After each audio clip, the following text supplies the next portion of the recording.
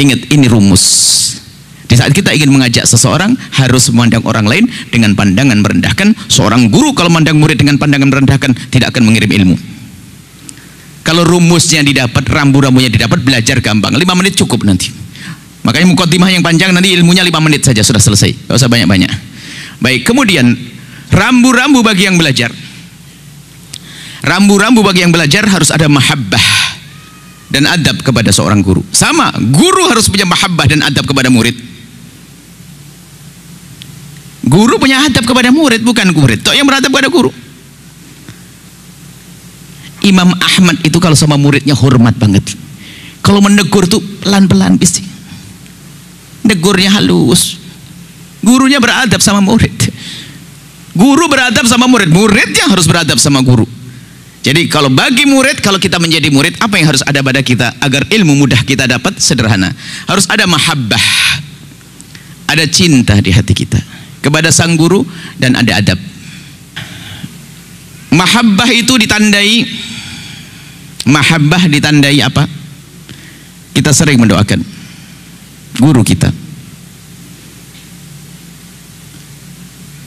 Kemudian yang kedua, tanda cinta kita. Maka kalau kita punya guru, siapapun mungkin yang mengajar kita satu ayat atau apa, biasa akan mendoakan. Dan kalau ada seorang murid mendoakan gurunya, itu adalah kepentingan murid, bukan kepentingan seorang guru. Sebab seorang guru sudah didoakan langsung oleh Rasulullah, dan semua penghuni langit mendoakannya, dan penghuni laut mendoakan seorang guru.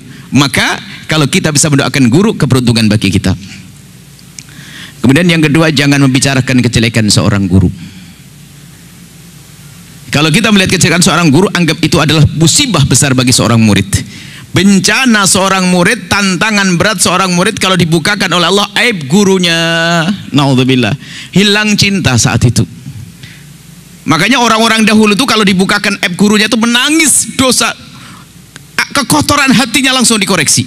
Misalnya seorang murid lihat gurunya melakukan kesalahan dan menyalahkan gurunya, dia langsung mengatakan, "Ya Allah, kenapa kau tampakkan kekurangan guruku di mataku, takut aku kurang cinta ya Allah." Menangis dia. Sehingga mereka di saat mau belajar, lihat Syekh Hashim Asy'ari dalam kitab Adabul Alim wal Muta'allim, beliau menyebutkan salafuna, ulama dahulu itu kalau calon-calon waktu sebelum menjadi ulama, kalau mau belajar itu bersedekah. Setelah bersedekah itu berdoa, "Ya Allah, dengan sedekahku ini Allah, tutuplah kekurangan guruku agar tidak terlihat olehku." Makanya kalau ada murid mencari kesalahan guru, dijamin dia nggak akan dapat ilmu. Dan ingat, kalau kita mencari guru yang tidak pernah bersalah, sampai mati kita nggak punya guru. Akan tapi ketahuilah, nasib baik seorang murid adalah jika ditutup oleh Allah kekurangan gurunya.